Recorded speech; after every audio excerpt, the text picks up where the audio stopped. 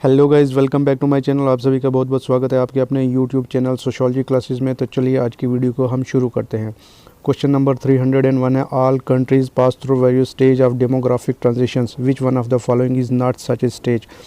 सभी जो कंट्रीज़ है, क्वेश्चन क्या बोलता है, सभी जो कंट्रीज़ हैं वो डेमोग्राफिक ट्रांजिशन जो थ्योरी है उसके बेसिस पे जो स्टेजेस हैं उनको पास करते हैं। तो इनमें से कौन सा जो ऑप्शन है, कौन सा जो स्टेज है वो ऑप्शन में दिया गया है, उनमें से जो नहीं है।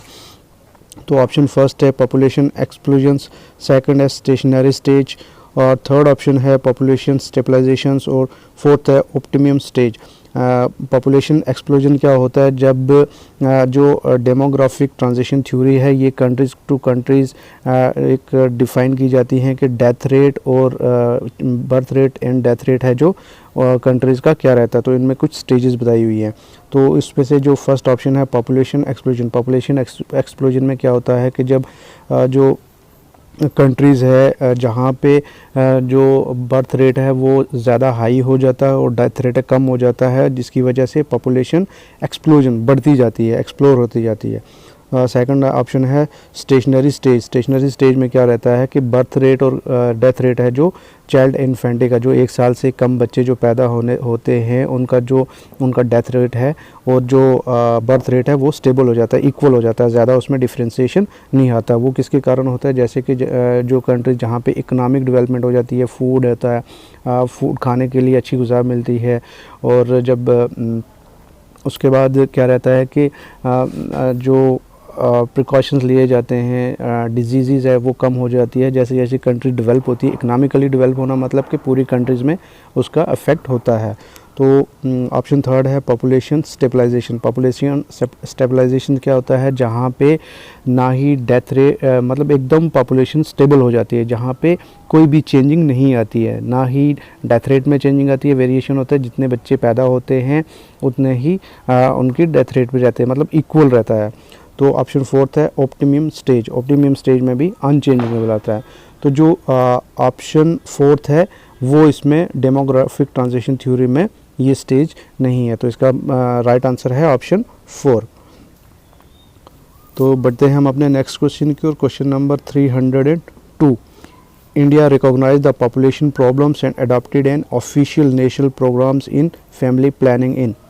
क्या है, जब इंडिया की जो पॉपुलेशन प्रॉब्लम्स है उन्होंने रिकॉग्नाइज़ कर लिया, उनको पता लग गया कि जो इंडिया की हमारी जो पॉपुलेशन है उसकी क्या प्रॉब्लम्स है, उसको आइडेंटिफाई करने के बाद एक फैमिली प्लानिंग है जो वो प्रोग्राम स्टार्ट किया।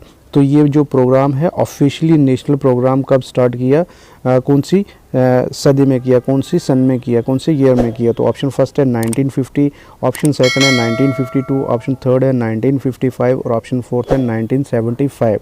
तो जो इंडिया ने पॉपुलेशन प्रॉब्लम्स को रिकॉग्नाइज़ किया, फाइंड आउट किया, और उसके बाद जो नेशनल फैमिली प्लानिंग का जो प्रोग्राम इन्होंने स्टार्ट किया ऑफिशियली, वो किया है 1952 में। तो जिसका राइट आंसर है वो है ऑप्शन सेकंड। गाइस, वीडियो को एंड तक देखिए। अगर चैनल को सब्सक्राइब नहीं करना तो आपकी मर्ज़ी, बट एट लीस्ट वीडियो को एंड तक देखिए। और जो इससे मेरी पहले की वीडियोज़ हैं वो भी आप एक बार जाके देख सकते हैं, बहुत ही इंपॉर्टेंट क्वेश्चंस किए हैं उसमें। तो अगर आप पहले फर्स्ट टाइम वीडियो देख रहे हो तो प्लीज़ वीडियो बाकी भी देख लेना और वीडियो को एंड तक देखना। तो क्वेश्चन नंबर 303 है, in which of the following decades has there been an absolute decline of population size in India. कौन सी डिकेड्स है, कौन सी सदी है, कौन सी सेंचुरी है जहाँ पे एब्सोल्यूट डिक्लाइन हो गया है पॉपुलेशन का जो साइज़ है उसमें एकदम जो डिक्लाइंस रहता है, जो गिरावट रहती है वो एब्सोल्यूट हुआ है, मतलब एकदम इक्वली। तो ऑप्शन फर्स्ट है 1971 टू 1981, सेकंड ऑप्शन है 2001 टू 2011, थर्ड ऑप्शन है 1931 टू 1941 एंड ऑप्शन फोर्थ है 1901 टू 1911। तो जो absolute decline of population size in India है वो कौन सी सन में हुआ, कौन सी सेंचुरी में हुआ, वो हुआ 1901 टू 1911, मतलब ऑप्शन 4 है जो वो इसका राइट आंसर है। तो नेक्स्ट क्वेश्चन है 304। गाइस, जो इससे पहले की जो वीडियोज़ हैं वो सभी जो 301 से स्टार्ट है, इससे पहले के जो क्वेश्चंस हैं मैंने वीडियोज़ में दिए हैं, बहुत ही इंपॉर्टेंट क्वेश्चन है, बहुत मेहनत लगती है क्योंकि वो सभी क्वेश्चन मैंने प्रीवियस ईयर क्वेश्चन पेपर्स हैं जो उनमें से सिलेक्ट किए हैं। तो एक बार प्लीज़ जाके उन वीडियोज़ को देख लीजिए। तो अगर आप इस चैनल पे नए हो तो प्लीज़ चैनल को सब्सक्राइब कीजिए। क्वेश्चन नंबर 304 है, which of the following are the factors associate with infant mortality. क्या कौन से फैक्टर्स हैं, कौन से रीजंस हैं जो कि इन्फेंट मोर्टेलिटी क्या होता है, जो बच्चा पैदा होने के बाद 1 साल के अंदर अंदर उनकी डेथ हो जाती है, तो उनको बोलते हैं इन्फेंट मोर्टेलिटी। उनका क्या रीज़न है, क्यों मरते हैं, ठीक है। तो ऑप्शन क्या है, first low birth weight, birth जब होता है बच्चे का उसका वेट कम होता है। सेकंड है लैक ऑफ इंस्टीट्यूशनल डिलीवरीज, क्या जो इंस्टीट्यूशन डिलीवरीज कराते हैं, जैसे आज के टाइम में देखा जाए तो बहुत सारे नर्सिंग होम है, हॉस्पिटल्स हैं, डिजीज़ पे कंट्रोल किया जाता है, लेकिन पहले ऐसा नहीं था। तो क्या है, इंस्टीट्यूशन डिलीवरीज की कमी की वजह से। थर्ड है न्यूट्रनल स्टेटस ऑफ एक्सपेक्टेड मदर्स, जो मदर को एक लेवल का न्यूट्रिशन दिया जाता है जो मिनिमम डिसाइड करती है जो गवर्नमेंट या जो प्लानिंग करते हैं डेमोग्राफिक में, तो वो जो न्यूट्रिशंस है वो उस मदर को नहीं मिलता, जिसकी वजह से जो बच्चा है वो 1 साल के अंदर अंदर उनकी डेथ हो जाती है। या फिर ऑप्शन 4 है यूज़ ऑफ कॉन्ट्रासेप्टिव्स, जो भी कंट्रासेप्टिव्स क्या हुआ, कंट्रासेप्टिव क्या हुआ, कोई जो भी इंस्ट्रूमेंट्स या जो भी मेथड जिसकी वजह से बच्चे ना हों उनको रोकने के लिए जो मेथड्स यूज़ किए जाते हैं उसकी वजह से इन्फेंट मोर्टेलिटी होती है। तो जो इसका फैक्टर्स हैं, जो रियल में फैक्टर्स हैं बच्चे के 1 साल के अंदर अंदर जिनकी डेथ हो जाती है, उनका जो रीज़न्स हैं, फैक्टर्स हैं, वो है low birth rate, lack of institutional deliveries और nutritional status of expected women.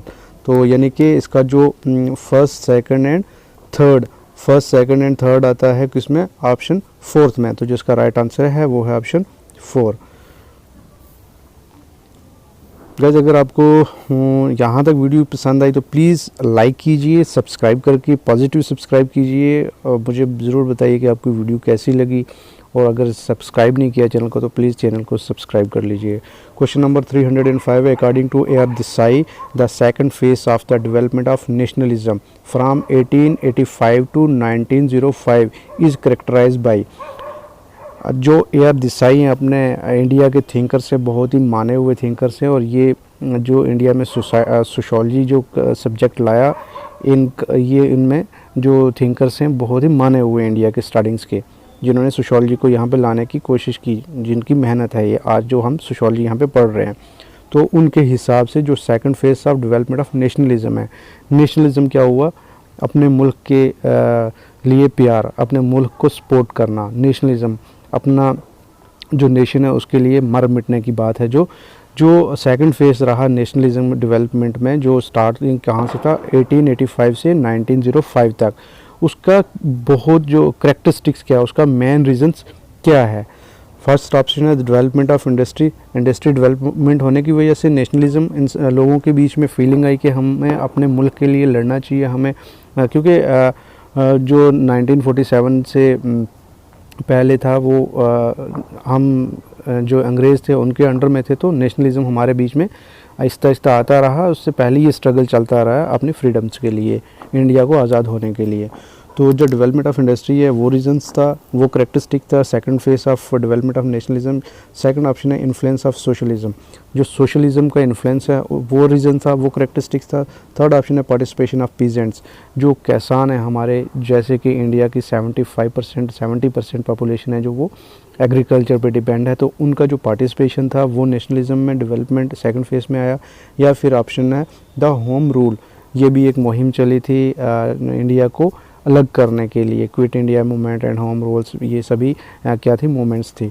तो इसका जो मेन करेक्टरिस्टिक्स है सेकंड फेज का development of nationalism according to A R Desai, वो है द पार्टिसिपेशन ऑफ पीजेंट्स, जो हमारे किसान भाई हैं, जो किसान तबका है, उनका पार्टिसिपेशन किया गया डेवलपमेंट ऑफ नेशनलिज्म में, जो इसका करेक्टरिस्टिक्स रहा है second phase of development of nationalism. तो चलते हैं अपने नेक्स्ट क्वेश्चन की ओर। Question number 306, what is structure according to A Giddens, Anthony Giddens. जो स्ट्रक्चर है एंथ्री गिडन के अकॉर्डिंग, एंथ्री गिडन स्ट्रक्चर किसको बोलते हैं। तो फर्स्ट है patterns and standards of behaviour of factors, patterns जो तरीका है एक्टर्स का बिहेवियर और उनका स्टैंडर्ड्स ऑफ बिहेवियर का जो स्टैंडर्ड्स है उसमें जो चेंजिंग है वो है स्ट्रक्चर्स। सेकंड है rules and resources that actor use in interaction context, जो रूल्स इस्तेमाल करता है एक्टर सोशलाइज जब एक दूसरे के साथ बात करते हैं, वो उसमें जो रूल्स एंड रेगुलेशंस रहते हैं, रिसोर्सेज वो अप्लाई करता है जब इंटरेक्ट होता है, उसको हम स्ट्रक्चर्स बोलते हैं। थर्ड है values and ideas that regulate the conduct of human beings, क्या वैल्यूज़ और आइडिया जो रेगुलेट करते हैं ह्यूमन बीइंग को कंडक्ट करने में, एक दूसरे से बात करने में या ह्यूमन बीइंग को सोशलाइज होने में। थर्ड है groups and collectivities that's are formed in the course of social interaction, groups और कलेक्टिविटीज़ है जब हम जो यूज़ करते हैं उसका जब कहीं सोशल इंटरेक्ट हो जाते हैं किसी दूसरे के साथ, किसी सोशल इंटरेक्शन पे बात हो रही होती है, किसी के साथ हम जब बात करते हैं वो सोशल इंटरेक्ट होता है, उसमें ग्रुप्स और कलेक्टिविटी जो होती है वो बनाती है। क्या ये एक स्ट्रक्चर अकॉर्डिंग टू एंथ्री गिडन? तो जो इसका राइट आंसर है वो है option second, rules and resources that actor use in interaction context. जो एक्टर है वो यूज़ करता है अपने रूल्स एंड रिसोर्सेज जब इंटरेक्ट हो रहा होता है किसी दूसरे इंसान के साथ, किसी मुद्दे पे किसी से बात कर रहा होता है। तो इसका राइट आंसर सेकंड ऑप्शन है। नेक्स्ट है question number 307, which of the following statement correctly describe the ethno methodology view point. इनमें से जो स्टेटमेंट है इनमें से कौन सी स्टेटमेंट जो एग्जैक्टली करेक्टली डिस्क्राइब करती है इथनो मैथडोलॉजी व्यू पॉइंट्स को। इथनो मैथडोलॉजी कौन सा है?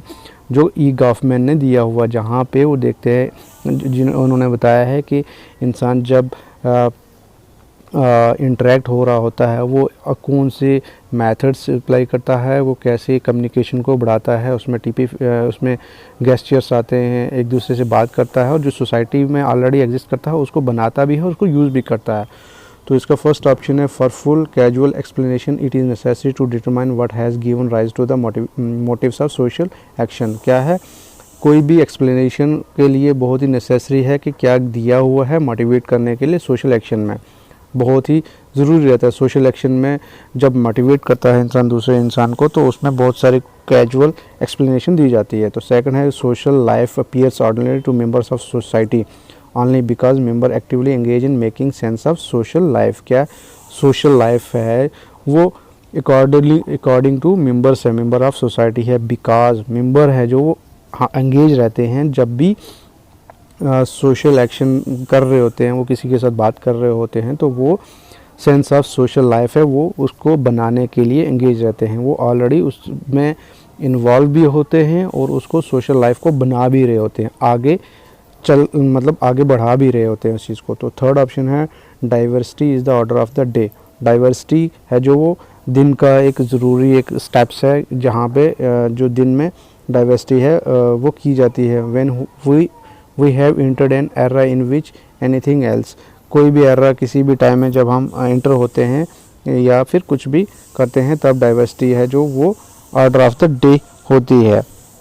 और fourth option the effect of the social institution में B illustrated in the terms of analogy between society and an organisms। क्या द इफेक्ट है जो सोशल इंस्टीट्यूशन का वो डिस्क्राइब करता है, डिफाइन करता है, डिफ्रेंशिएट करता है बिटवीन सोसाइटी और ऑर्गन्स के बीच में। तो जिसका राइट आंसर है वो है ऑप्शन सेकेंड। नेक्स्ट क्वेश्चन है question number 308, which one of the following primary frames have been used by E Goffman. E Goffman ने जो फ्रेम्स यूज़ किए हैं सबसे पहले प्राइमरी जो फ्रेम्स हैं वो यूज़ किए कौन से किए हैं इनमें से? तो ऑप्शन फर्स्ट है नेचुरल फ्रेम, सेकंड है कल्चरल फ्रेम, थर्ड है सोशल फ्रेम और डी है फोर्थ है real frame. Select the correct answer from the given code. तो जो ई गॉफमैन ने फ्रेम जो हैं वो यूज़ किए हैं वो है किए हैं नेचुरल और सोशल, यानी कि फर्स्ट एंड थर्ड। तो जो इसका राइट आंसर है वो है ऑप्शन 3। तो नेक्स्ट क्वेश्चन है 309। गाइज अगर आपने चैनल को सब्सक्राइब नहीं किया तो प्लीज़ चैनल को सब्सक्राइब कर लीजिए और इससे पहले की वीडियोस का मैं ऊपर आई बटन पे लिंक आई बटन पे दे दूंगा, वहाँ पे जाके देख लीजिए और नीचे डिस्क्रिप्शन में भी दे दूंगा। तो प्लीज़ जाके चैनल को सब्सक्राइब कीजिए और उन वीडियोज़ को अच्छे से देखिए क्योंकि बहुत ही इंपॉर्टेंट क्वेश्चन है। अभी तो नेट का पेपर हो गया है और जो न्यू कमर्स हैं, जो न्यू फ्रेशर्स हैं, जो एस्पायरेंट्स हैं नेट के, तो प्लीज़ वो जाके एक बार देख लीजिए क्योंकि बहुत ही इंपॉर्टेंट क्वेश्चन मैंने कवर किए। आई होप कि ये वीडियो आपको बहुत पसंद आएगी और मैं उम्मीद करता हूँ कि मुझे आप निराश नहीं करेंगे। तो क्वेश्चन नंबर 309 है, by the colonisation of the life world J Habermas mean. According to J Habermas जो कॉलोनाइजेशन ऑफ लाइफ वर्ल्ड है उसका क्या मतलब है? फर्स्ट ऑप्शन है subjugation of the developing nation by the developed nation. जो developing nations हैं उनको सबजुगेट करना, मतलब उनको कंट्रोल करना, उनके ऊपर कंट्रोल रखना डेवलप नेशंस का, इसको हम बोलते हैं कॉलोनाइजेशन। सेकंड है subjugation of society and culture by economy and polity system. जो सोसाइटी और कल्चर है उसको कंट्रोल करना, उनके ऊपर दूसरों का किसका इकानमी और पॉलिटी सिस्टम है जो वो उनको अपने अंडर रखती हैं प्रेशराइज में। थर्ड है subjugation of culture of society by globalisation. जो कल्चर ऑफ सोसाइटी है उसको ग्लोबलाइजेशन कंट्रोल करता है, अंडर रखता है। फोर्थ है subjugation of cultural view by the global capitalist classes. जो कल्चरल व्यू है उसको ग्लोबल कैपिटलिस्ट क्लासेस है वो कंट्रोल करते हैं। तो कॉलोनाइजेशन का मतलब क्या है? According to J Habermas, subjugation of society and culture by economy and polity system.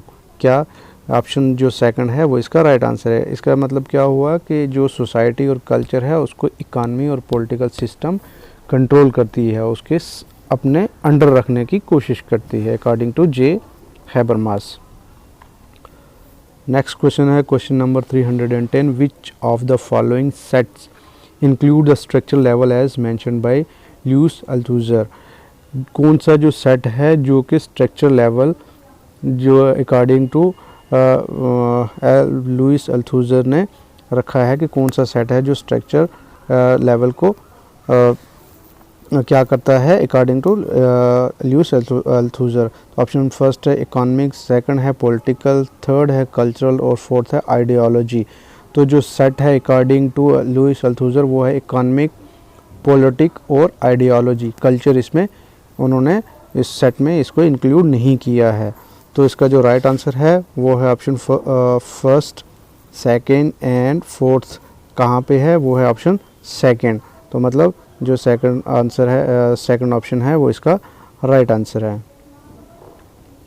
Question number 311, which one of the following set of specific concept is used by a huge, Alfred huge.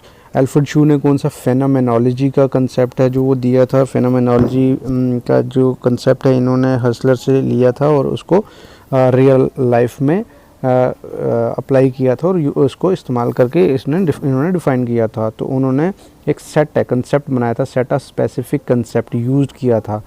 तो इसमें क्या था? First option है typification, recipe, class, revolution. Second है typification, stock knowledge, recipe, revolution. Third है typification, life world, stock knowledge, class. और fourth है typification, life world, stock knowledge and recipe.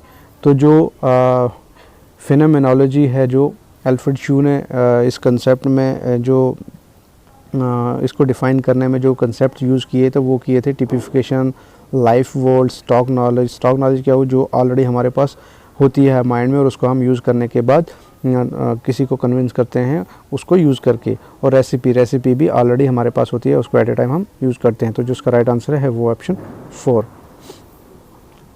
Next question है question number 312, which one of the following statement correctly identify सब अल्टर्न पेरिस्पेक्टिव। सब अल्टर्न पेरिस्पेक्टिव क्या हुआ? जो भी इंडियन थिंकर्स हैं वो उन्होंने सब अल्टर्न पेरिस्पेक्टिव इस्तेमाल किया।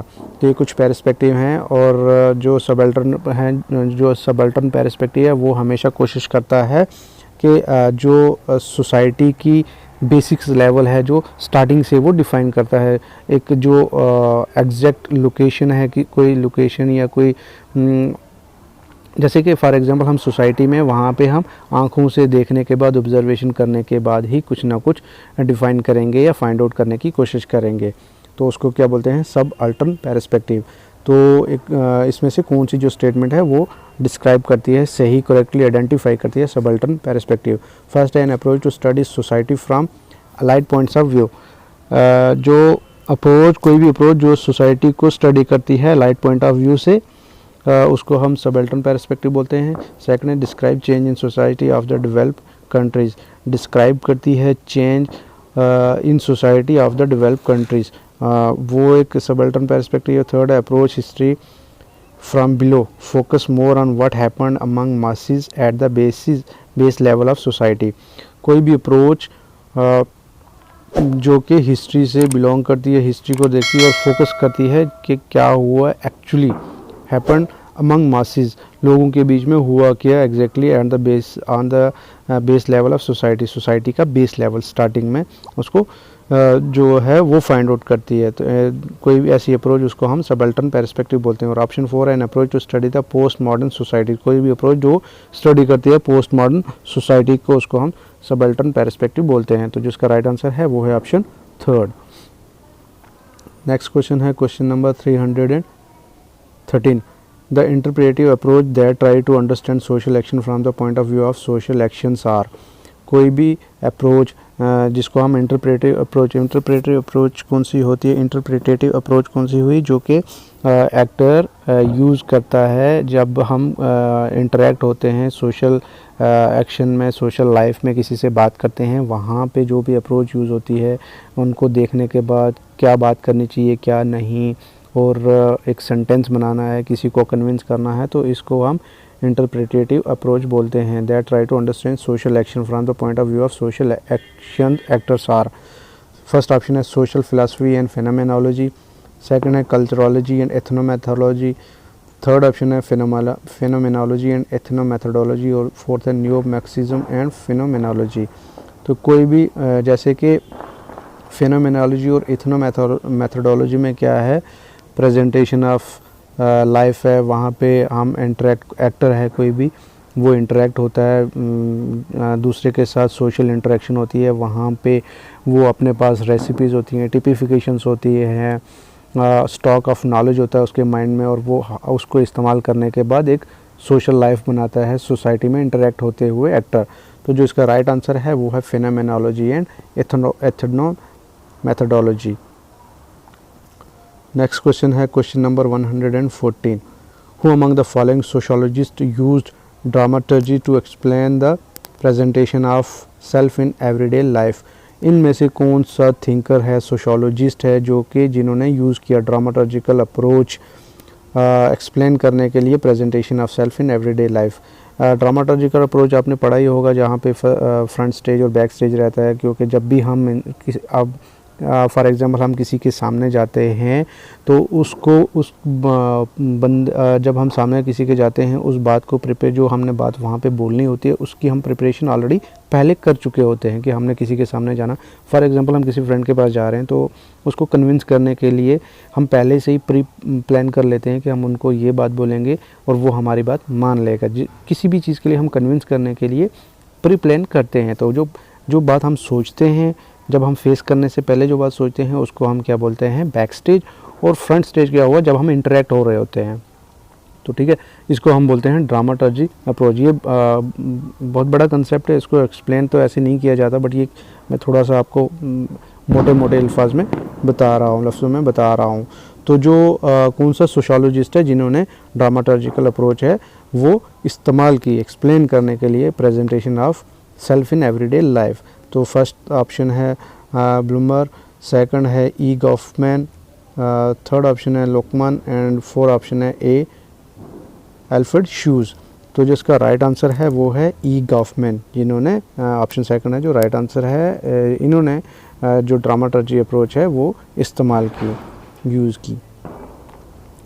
तो लास्ट क्वेश्चन है question number 315, according to Alfred शू द फेनोमेनोलॉजिस्ट। जो एल्फ्रेड शू है उनके हिसाब से फेनोमेनोलॉजिस्ट कौन सा होना चाहिए, फेनोमेनोलॉजिस्ट कौन होना चाहिए। Deny the existence of the outer world, जो कि आउटर वर्ल्ड को डिनाई करे। सेकंड है accept the regular bondage between the inner and outer world for social analysis, जो एक्सेप्ट करे किसको, regulate bondage between the inner और outer world for social analyse, जो कि कन्विंस कर ले, एक्सेप्ट कर ले इनर और आउटर वर्ल्ड को सोशल एनालाइज करने के लिए एक्सेप्ट कर ले। थर्ड है outer world should influence the social world to construct the real image. जो आउटर कौन है, जो फेनोमेनोलॉजिस्ट वो होना चाहिए जो कि आउटर वर्ल्ड को इन्फ्लुएंस करे सोशल वर्ल्ड के लिए और construct the real social image. या फिर ऑप्शन 4 है suspend the belief in the existence of outer world for the construction of social reality. एक फेनोमेनोलॉजिस्ट अकॉर्डिंग टू एल्फ्रेड शू वो होना चाहिए जो इस बात को डिनाई करे, सस्पेंड करे, इनकार कर दे, माने ही नहीं कि जो आउटर वर्ल्ड है वो एग्जिस्ट करता है, किसके लिए, construction of social world, social reality के लिए कोई आउटर वर्ल्ड भी है जो कि जो सोशल रियलिटी है उसको कंस्ट्रक्ट करता है। तो अकॉर्डिंग टू एल्फ्रेड शू phenomenologist should suspend the belief in the existence of outer world for the construction of social reality। इसका राइट आंसर है option 4। Thank you so much guys, आपने video and तक देखी और प्लीज़ इससे पहले आपकी अगर वीडियोस नहीं देखी हैं तो जाके एक बार चेक कर लीजिए, देख लीजिए और